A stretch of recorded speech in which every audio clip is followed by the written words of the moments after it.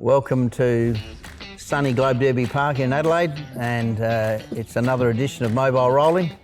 And after the break, it'll be my pleasure to be interviewing a man who I'm sure has been many things, but probably was a member of the Travelling Wilburys at one stage.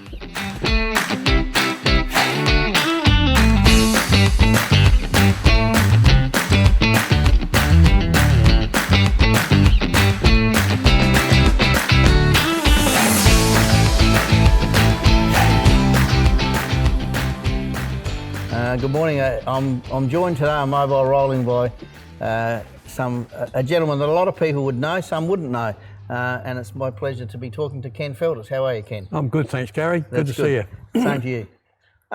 We normally start with where you were born and all that, and go through and how you got into harness racing. So, first of all, I know you've lived in quite a few places and you've had horses here, there, and done a lot of things. But where were you born? I was born in Naracoorte. Yep. 74 years ago. You're 74 now. You're 74. looking okay for 74? Yeah, so I left there when I was about 3. Okay, so Naracoorte, so were you living in Naracoorte or out of Naracoorte? No, Lucendale. My father was a sheep farmer and ran a sheep station there. Okay. So how many kids in your family then? 3. 3 kids? 2 sisters and me. Okay, so is any of the family still down the southeast, or they've all moved? No. All moved and gone? My 2 sisters are in Queensland. Okay, cool. So you left when you said how old were you when you left? 3. 3. Where did you go there? Back over the west coast, over in Streaky Bay, Canada. Yeah. And what were you doing over there? Sheep farming. With your Yeah, with my parents, and then we moved to Adelaide. You moved to Adelaide. How old were you then? Oh, good. Yeah, you're testing me out, Gary. Were you I was going to school. You were going to school, so you went to school over in Adelaide, in Streaky Bay. Then when you came here, where'd you live here? At Enfield. Enfield. And what was Dad doing then? Dad was a taxi driver originally when we come to Adelaide. Yep. And then he got into real estate. Okay. So he ended up having his own business before he died. Okay. So so he was selling just normal houses here in Adelaide, or rural stuff? He sold a lot in Gawler, Virginia, Two Wells, when that was all developing. Yep. Okay. Yeah. So how old were you then? 16, 17? Yeah, 14, 13. 14, so we're talking 60 years ago. Long time ago. Okay. So you lived in Enfield at that stage in the 60s, they would have shifted to Globe Derby, wouldn't they? No, we were still racing at Wavell because Dad had a horse called Stuart Rose that Jim Hurley used to drive. Mm-hmm. That was our first horse. She won a few races. Mm-hmm. And that's mainly... So that's how you got into it? Your dad had an interest in horses, and I used to help him, and then I used to go and Where were the stables at that stage? Out at Salisbury. Out at Salisbury? Yeah. Whereabouts in Salisbury? Just down from the Oval, where Trimboli's had some stables there. Oh, yeah, okay. So we used to rent a couple of stables there and work them around the little Salisbury Oval there. Okay,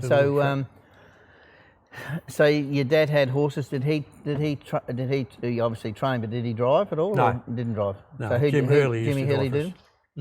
So when did you start? Obviously, you were jogging a few. When did you start getting to the stage? Those days, I suppose. Did you trial them at Days Road or? Yeah, I used to go and help Bob Whiting out at Salisbury at Waterloo Corner there with Deep Court and Adius Court and those horses. So that's now where the estate is. The housing estate. There. So I used to go out on school holidays and help Bob, and ended up going to Melbourne with him when he took Adius Court and Deep Court for the Inter-Dominion at Melbourne Showgrounds. Yeah. So, every opportunity I could as a kid, I'd be involved with Jim Hurley, Eric Hurley, or Bob Whiting and old Ewart Hilps and that. You know? Yep. So that's where I got the bug. So when did you first drive? When was you remember I your had first some drive? trial drives at Wavell. Yep.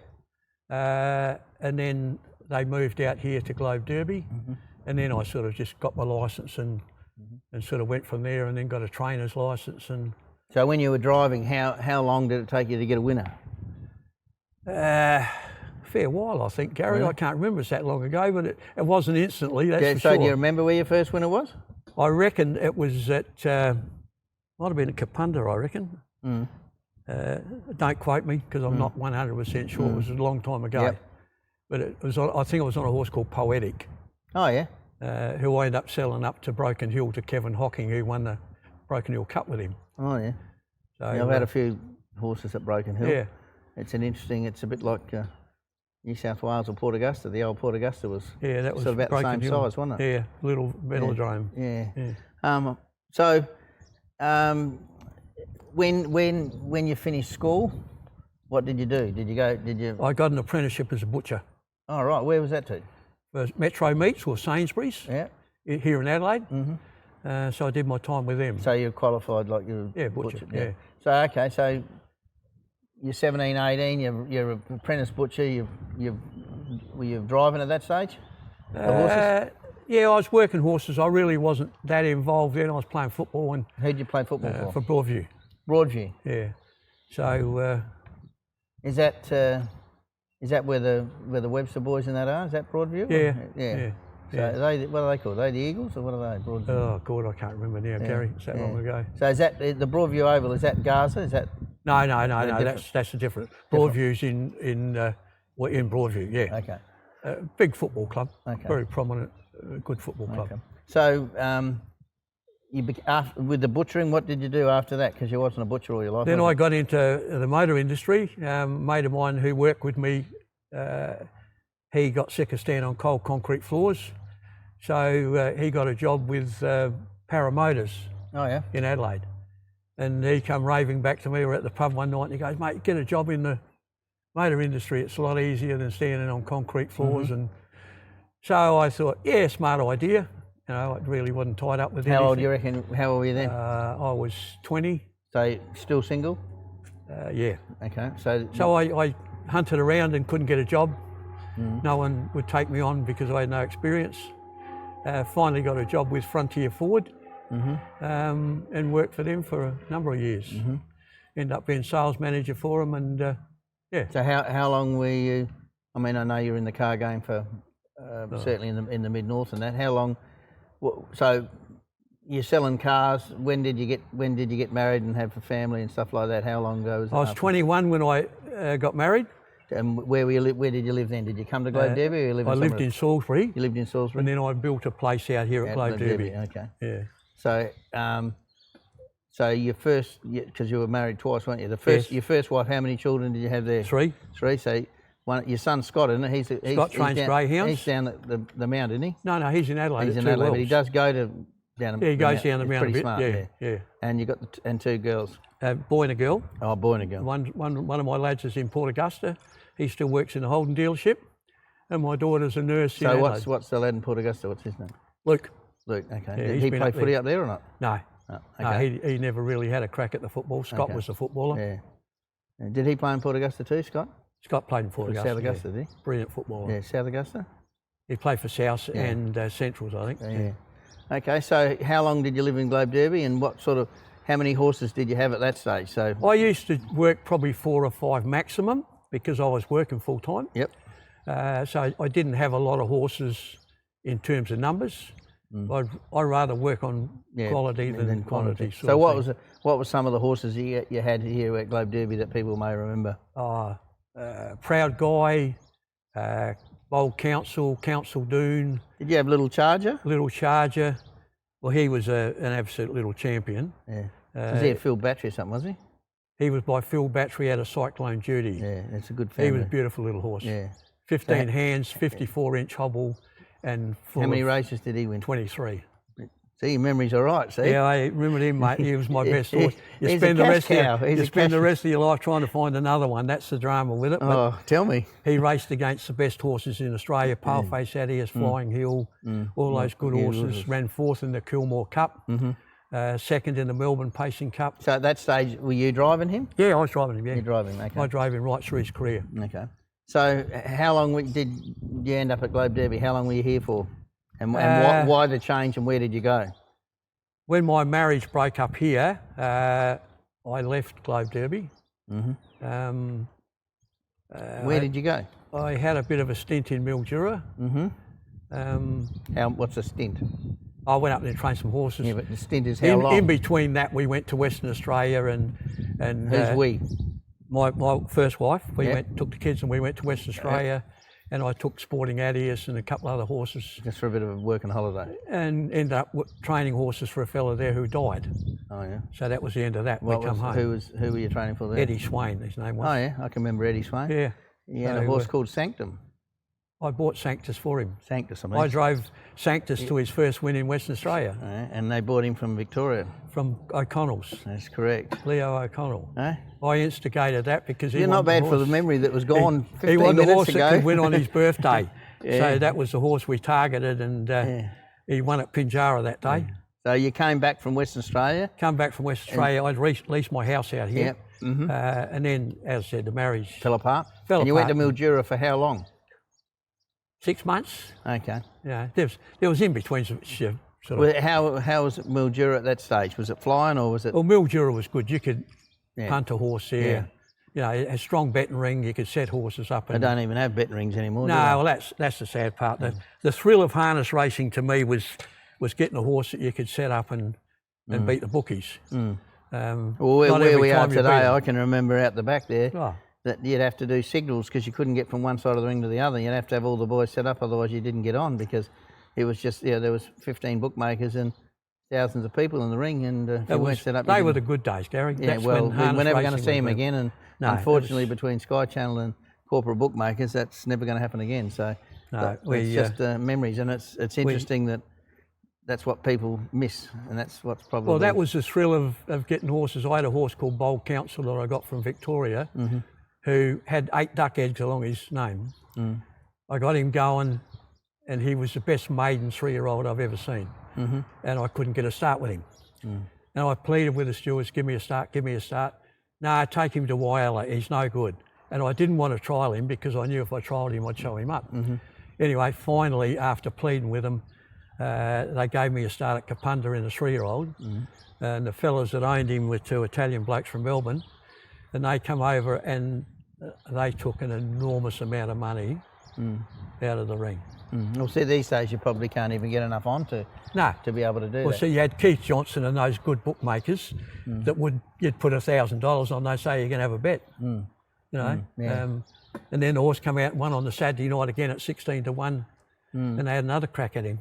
Which is good. And those, Yeah, they were good days. so, so you went to Mildura. After Mildura, where'd we end up?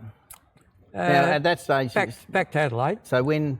Then I got in, I was still backwards and forwards in the car industry, and then I remarried 35 years ago, or 34 years ago.